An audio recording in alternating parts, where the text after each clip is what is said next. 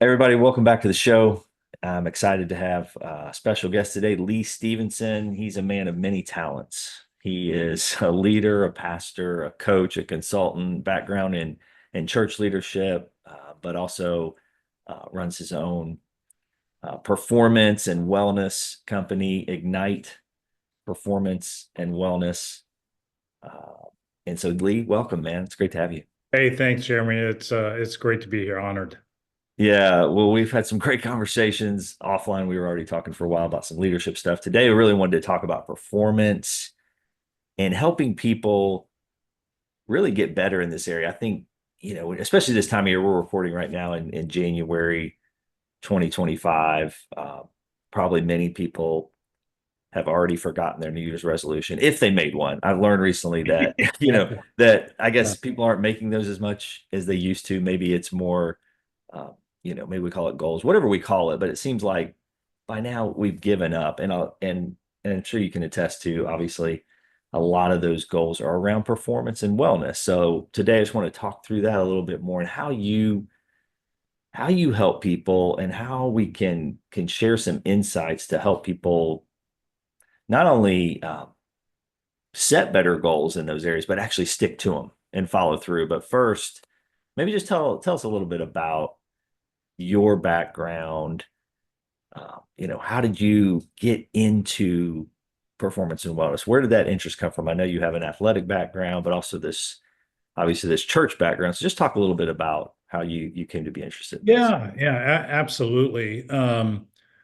Sports athletics has always been a part of my story. As far back, Jeremy, as I can think. As a 5-year-old learning to play soccer, running around chasing the ball. That's probably what really ignited it in the beginning.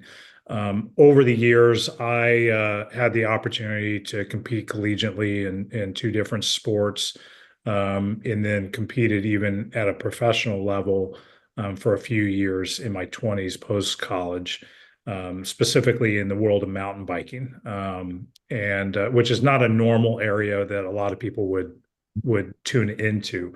Um, but with the different seasons of life, some of my passions were challenged because of physical ailments. Um, for instance, I ran track in college, and the middle of my freshman year of track season, I tore a hamstring, and having to rethink through how to recover. Can I recover and still compete at a collegiate level? Um, to thinking through identity issues that created. You then fast forward, in my 20s, tore an ACL and had to go through major recovery. Didn't have any sense of understanding of what that would be. I just thought you play this by the book and in recover and you're off and running. And some of that was true, but some of that wasn't true because it came back and bit me 6 years later. And part of my story was out of that, ended up having multiple surgeries. At one point, thought I may end up having my left leg amputated. Oh my Uh, gosh. had to spend days in the hospital. I went through a season of 12 weeks bedridden. You have a lot of time to process life, leadership, family, physical identity. When that's your reality, when you're staring at a ceiling for all day, every day for 12 weeks. Was a national case study where orthopedics were looking at my case, trying to figure out what to do. Um, that journey led through even some hormonal imbalances, Mm. partly because of the physical stress, but I think there was also a connection of some of the emotional stress that my body was under as well, of just processing everything that was going on. In that season, actually was mistreated and misdiagnosed um, Mm. by my primary care physician in that season, and the treatment we didn't know was having a detriment upon my pituitary gland. And and it basically shut my pituitary gland and so off. And so all of the systems that are connected to that began to go haywire. That's when I decided, more than even at a normal level, from a just a physical training standpoint, was I need to figure out what's really going on physically, with me. And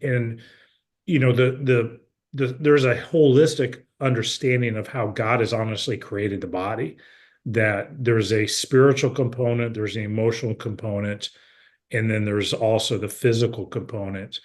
And the more that you really dive into it and even process your own journey, all of those three work together. And so how I'm doing physically does have effect upon where my spiritual well-being is and even my emotional well-being. My spiritual well-being affects my emotional and my physical. My emotional affects my spiritual and my physical. And so I really kind of came at this from a holistic approach of kind of going, okay, what's really going on? And is this something naturally that can actually begin to be healed, if we approach it from all three levels of this?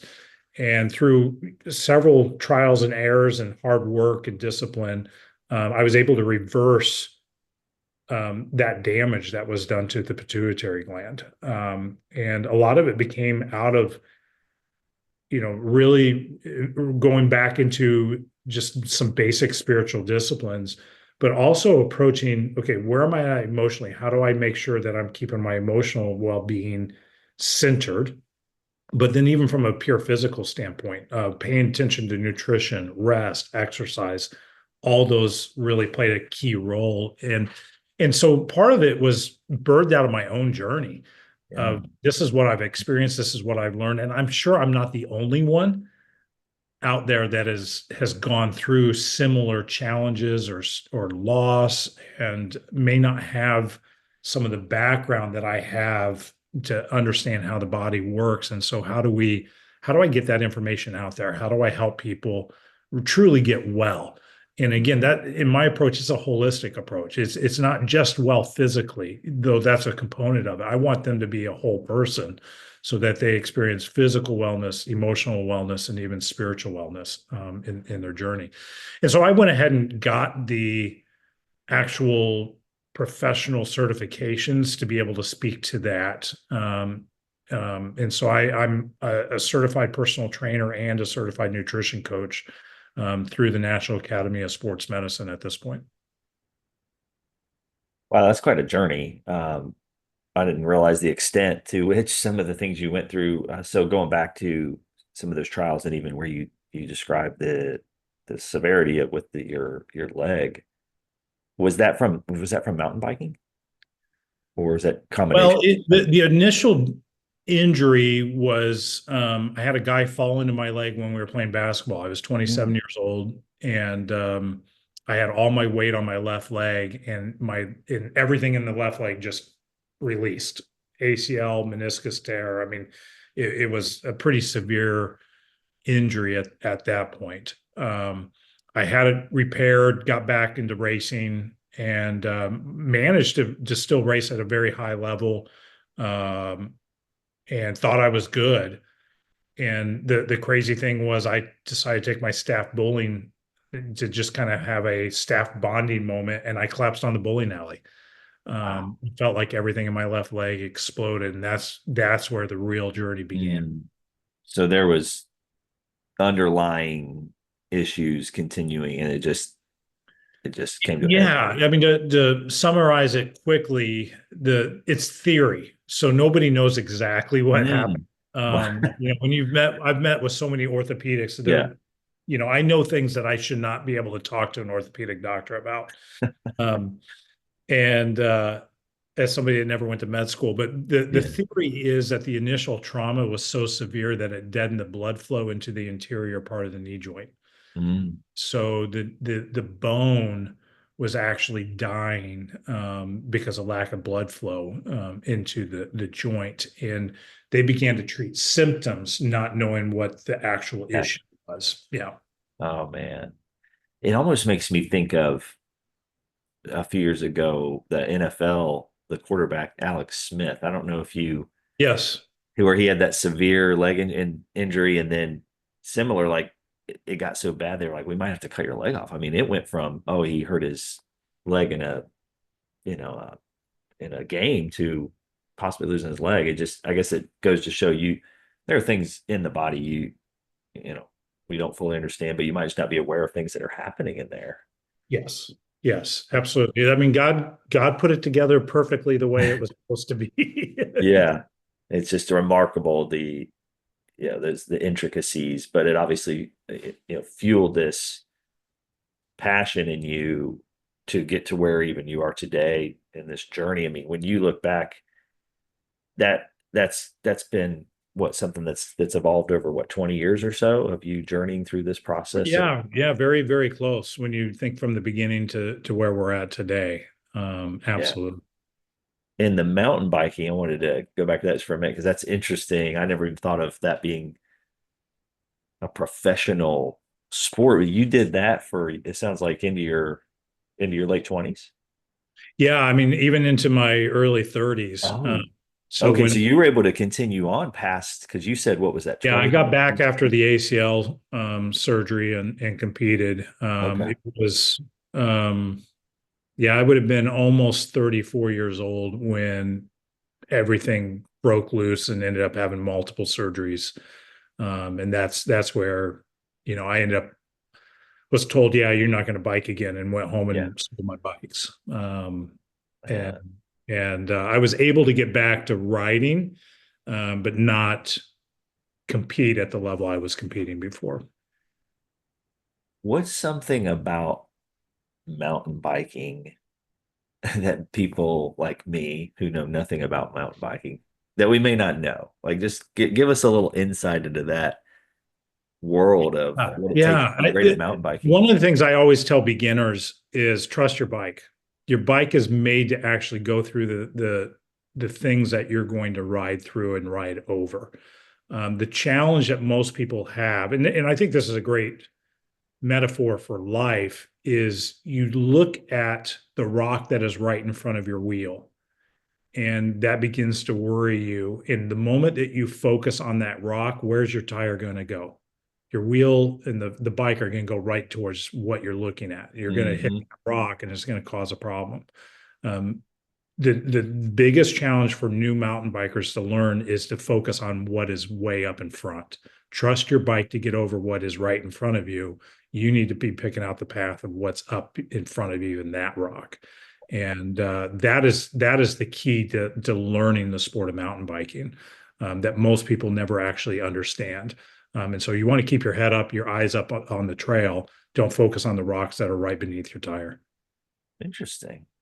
That is a good metaphor.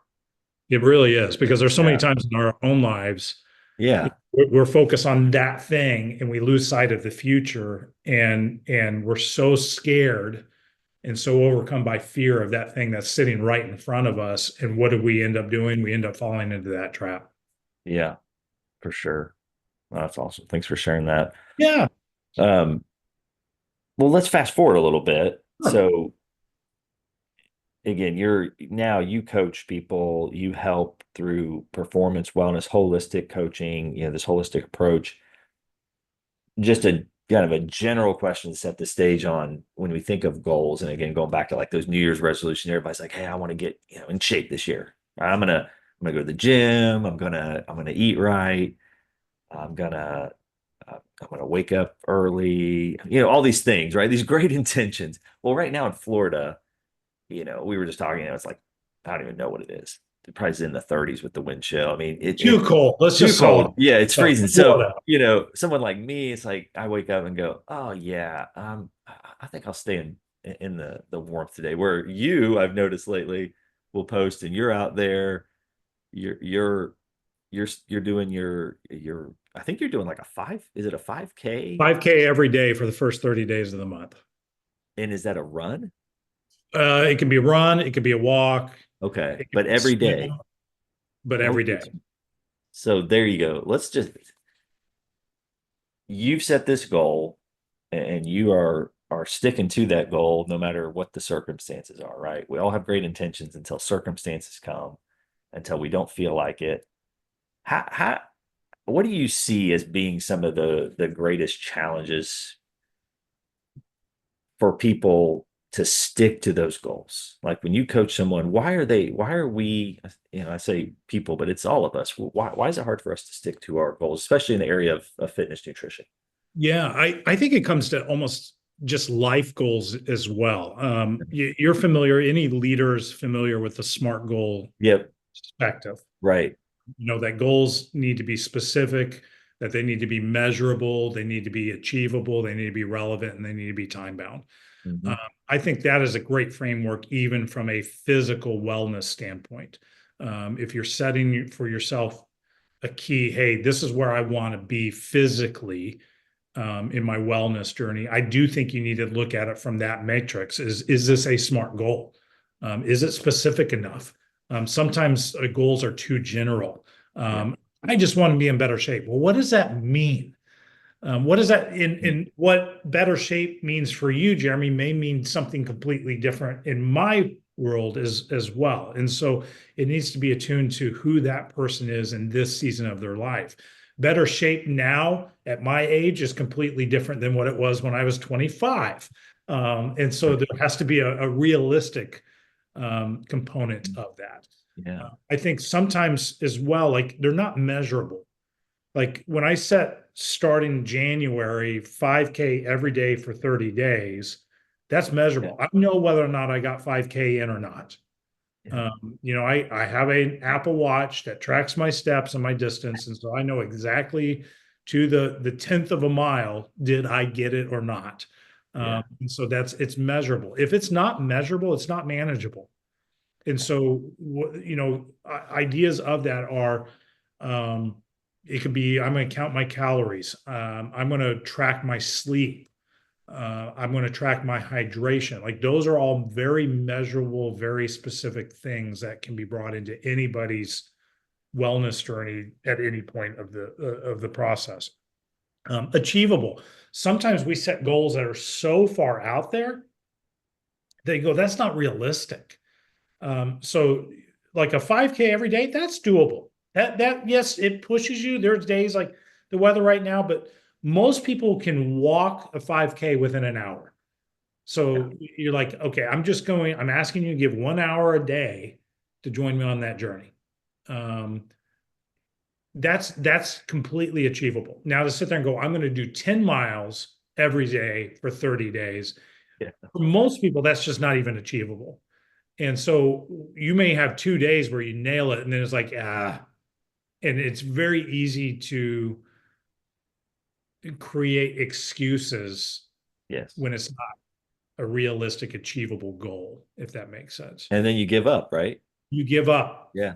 And Like I once you can't do it. fail, and we see that all the time, even from an eating standpoint. I'm going to eat healthy this year. Okay, again, what specifically does that mean? How are you going to measure that? Is that calorie? Is that macros? Are you counting your proteins, fats, and carbs? Um, are those going to be dialed in? And then we blow one meal, and what happens? 3 days later, we realize, shoot, I gained 3 pounds because we blew one meal, and I might as well blow the rest of the day. Well, I blew the day. I'm going to blow the weekend, and and all of a sudden we just forget about it. Uh, Mhm. and so then it needs to be relevant. Is like, does this work for me at this stage of my life? Again, I had a total knee replacement at the age of 39. Mhm. There are certain things I can't do. I just can't. I physically can't do it. Or it'd be really dumb of me to do that. And so now it's kind of, hey, is that relevant to me at this stage of my life based on where I'm at physically? Yes, I can do that. I'm going to work with a 70-year-old that's never worked out ever in their life, completely different, in helping them figure out what's relevant to them at this stage of their life than what it would be for me, who's worked out the majority of my life. Um, and so, and then I think that the time bound is a key component. So it's like I was working with a client back in October. We're seeing great success in their own weight loss journey, and we were setting a goal. Okay, can we hit this goal by Christmas time? And I think at that stage it was like, hey, can we lose another 20 pounds in the next 7 weeks by Christmas? Um, and he's like, yeah, I think we can do that. Okay, now we have a time commitment. It has an end in sight. And when people know that there's a level of end in sight, they have a tendency to stay disciplined to see it to the end in that. If you sit there and Yeah. go again, um, I'm going to do 5K every day till the end of my life, a lot of people are never going to complete that. Right. No, it's so true. That's a great breakdown of SMART. I think it's such a simple but useful framework that I think we apply to any of our goals can help us tremendously to get that, get clarity, get focus, break it down. Sometimes maybe just set a goal and don't really think it through and the implications of that and what's it going to take and how am I going to stick to this? And obviously that's what, your role when you coach someone is to walk alongside them, help them, right? To bring insight that they don't have, to bring expertise, but also to be that, I think, accountability partner to them as well, right? Absolutely. I mean, I've worked with several clients that over their journey of leadership, the stress, the challenges, they've focused so much on the job front and leading that they've neglected their own self-care. Mm, And I'm usually the guy then they call and go, Lee, I need help. For instance, I gained 100 pounds in the last 4 years. mm. Okay, let's get you moving in the right direction. But at some point along the journey, I have to be willing to address with them, what was it about food that you turned to food in the midst of the stress? We need to get to the root of Mm. why this has become an issue. What is the addictiveness? What does it give you when you eat? If that's not addressed, long-term behavioral change is never going to happen. That's so true. And I think digging deeper is key. Kind of like going back to when you were talking about the symptoms and not the root, with even your own Yep. situation with your leg, and you can carry that over. I think a lot of times we're treating symptoms, right?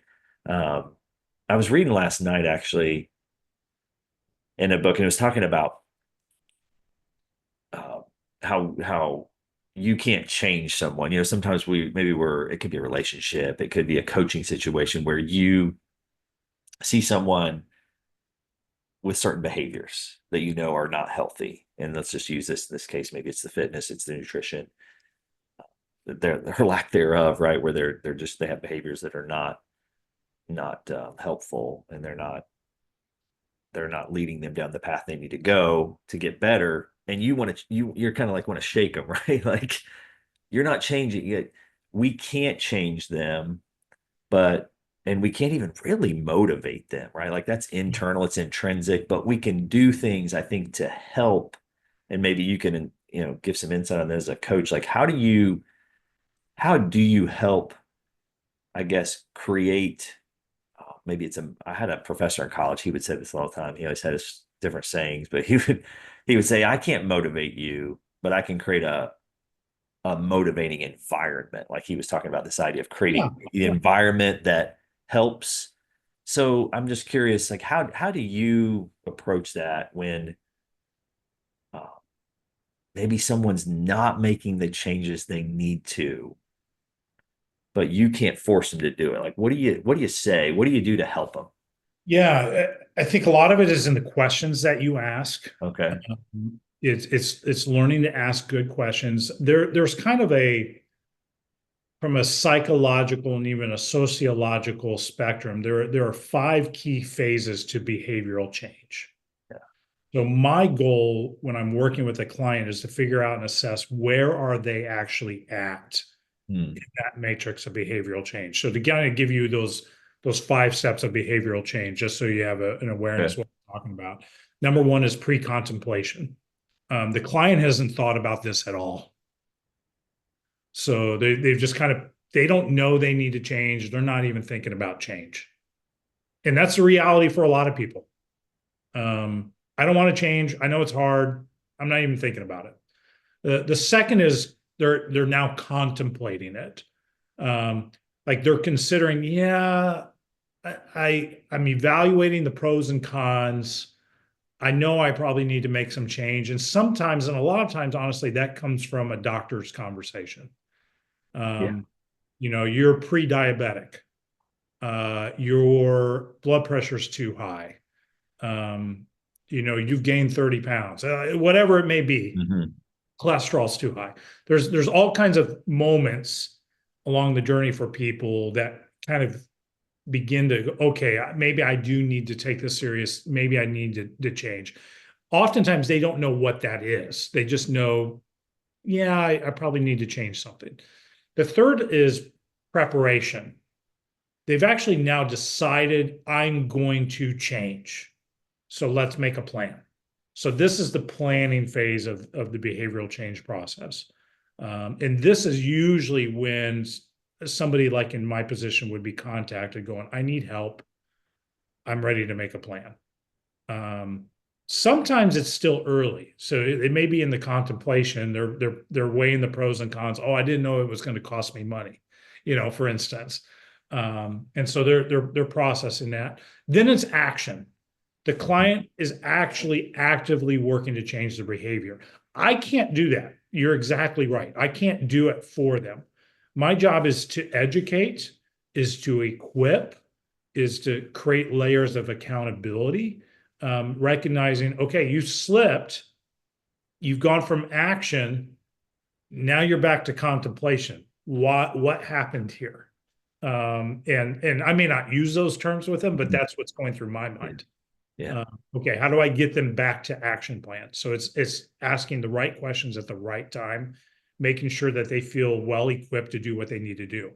And I think that's where if you push somebody too hard when they're beginning the processes of behavioral change, it becomes detrimental because, Mm. well, this is too hard. I'm too sore, for instance. I can't eat that way. And they give up. And so it's these incremental changes along the action plan to help them actually achieve their long-term goals. Because the reality is you're not going to go, hey, I've got to lose 30 pounds and get off blood pressure medicine in the next week. Well, that's just not realistic. Coming back to our SMART goals, nobody's going to do that. Hmm. So, okay, how do I then scale this in a way that's actually efficient for them? And then the last one is maintenance. They've learned everything. They're working the plan. And so now it's about how do we continue the sustained change for an extended period of time. And once they hit that, where it's like 3 months, we've been doing the same thing during what I would call the maintenance phase. It's just let's keep the process moving, let's keep it going. And so that's why when I'm working with a client in their own wellness journey, I ask for a minimum of 3 months right off Right. the bat. Because like if you're not willing to give me a minimum of 3 months, we're not going to get anywhere. And I need to know that they're committed to truly adjusting whatever needs to be adjusted in their own wellness journey. Okay. That's excellent breakdown. That helps those five stages. So if I'm hearing you right, most of the time you would say if someone say comes to you, says Lee, hey, I need a coach to help me get, over this hump. They're around that preparation, generally You, speaking. yes, Okay. yes. So they're ready to change. They're not sure like how to do it. They don't have accountability. There's something that's keeping them from. And sometimes those that have a like we have a relationship, friendship, or something over the years, Mm. they know what I do. When they're contemplating, they'll come and just talk to me. Like they'll ask questions, like, Yeah. but how much protein do you think I should be eating? I know what stage they're in. Yeah. They're contemplating some type of change. Yeah.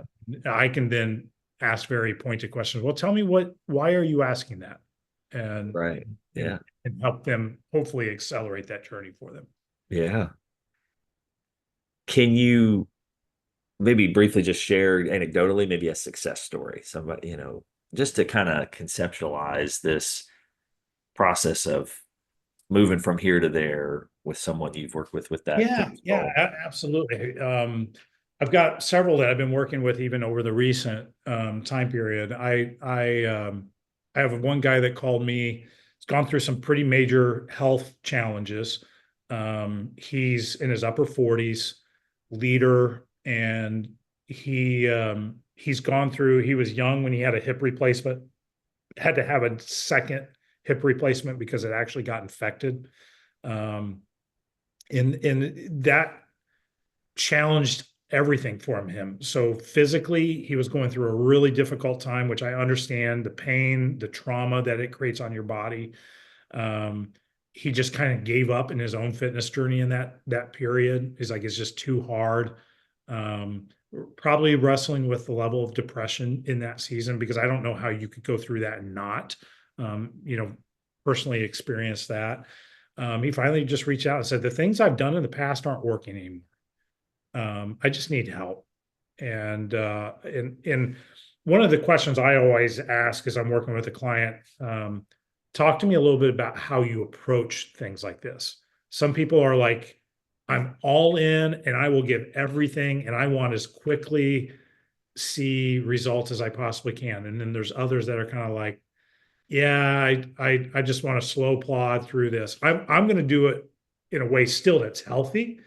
I knew his personality is one of those, I'm going to take the bull by the horn and let's go at it as hard as we possibly can. 1 month in, he lost 25 pounds.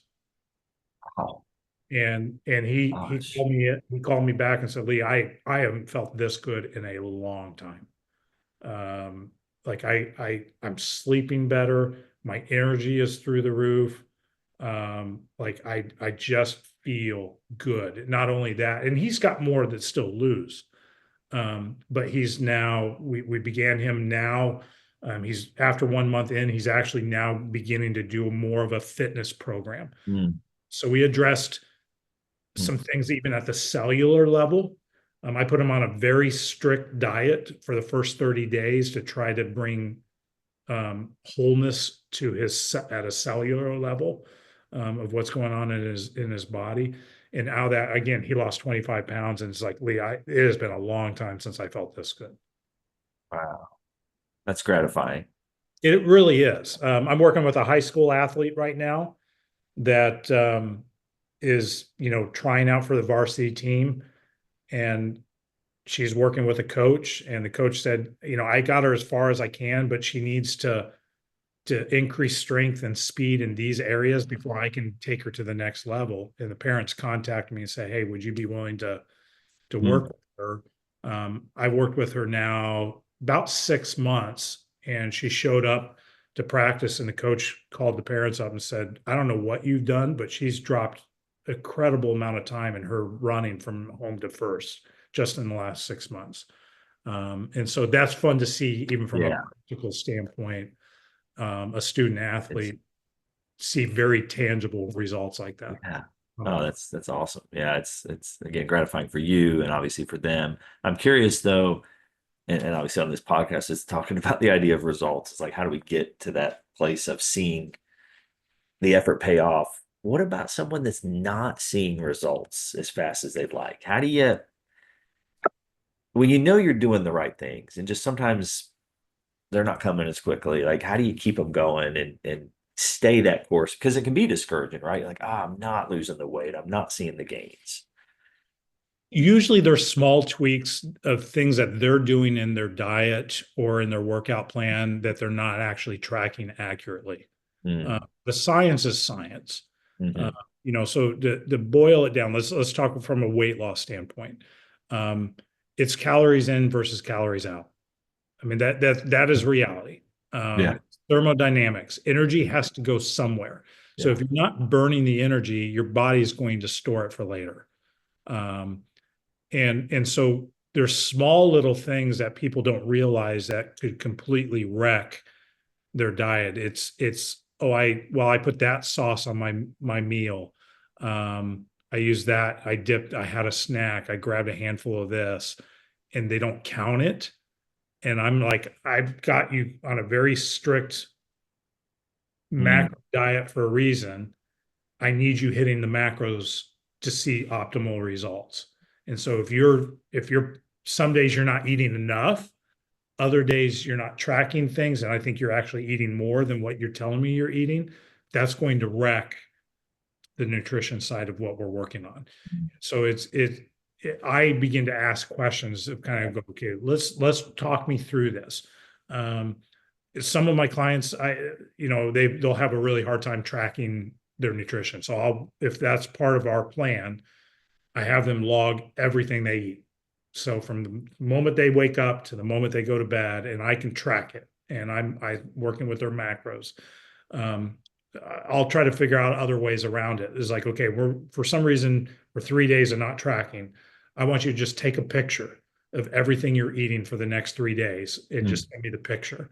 And then I can quickly assess based on the picture, are you eating Meaning, what I've asked you to eat or not? okay, so we're not seeing the results. We've got to really inspect. We've got to evaluate what is happening, be intentional, Exactly. and make those adjustments. And you come alongside them to do that and say, hey, we just gotta, maybe it's just tweaks, like you say, maybe it's just off a little bit. I ask that because I know even myself sometimes over the years, it's like, you know, not seeing results, it can easily lead to discouragement, and kind of goes back to what you said about the holistic approach. Is there is that mental emotional side of it too, and then then I kind of check out. So Yeah, that, yeah. we don't want that to happen, because then you give up No. and the cycle, it's like I gave up and then I'm doing it again and then I try again, and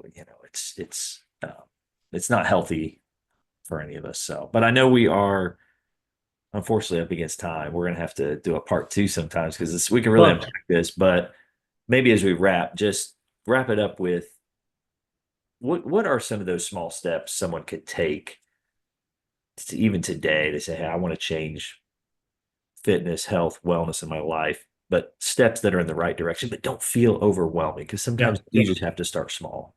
Yeah, awesome question, Jeremy. I say the three things I would pay attention to anybody's wellness journey. Number one, make sure you're sleeping enough and getting quality sleep. Sleep affects so much of our systems that we're completely unaware of that. And so we want to make sure we're getting adequate REM sleep. Most people need 7 to 9 hours. When somebody says, well, I only need 5, no, God made you to need 7 to 9. Yeah. So we need to address why are we not getting the adequate sleep. um, get moving. We need to move, and so if that's just getting a walk for 30 minutes a day, do that. But you need to do something every day. I like parking on the other side of the parking lot to take Mm, the walk. So it's just small little yeah, things that that honestly help. it's good. The benefits of walking in itself are huge, and so don't undermine thinking, well, I need to go run X amount of miles. No, if you walk it, that's fine. Yeah. You're still helping your heart, and so make sure you get moving. And then the third thing is hydrate. Most people aren't hydrating enough and getting the right hydration. So it's drink water. For a male, I tell males you need 100 ounces of water a day. 100 ounces. Okay. Yeah. So most females need 80 ounces of water a day. And so just track your water, and like coffee, soda, that doesn't count towards your 100 ounces. um Thanks for making Most that people are like, distinction. no, it's like, no, I want 100 ounces of That's pure water. awesome. Yes, I love that. Thank you. And most people have no idea how hard that actually Did is. it? Yeah. No, that's a great point. And I love that three, very practical: sleep, move, hydrate. Great place to start. Man, thank you, Lee. This is good. And again, we have a lot more to unpack. But real quick, where could someone find you to learn more? Yeah, then go to my website, ignitepw.com. So Ignite Performance and Wellness. Awesome. And not only do I work with people in person, I do a lot of virtual coaching and training with leaders all across the US. Awesome, man. Well, thanks for what you're doing. Thanks for the time, and we'll connect again to dive into this some more, and maybe talk leadership too. But thanks, Love man. it. Love it. My pleasure, Jeremy. Thanks, man.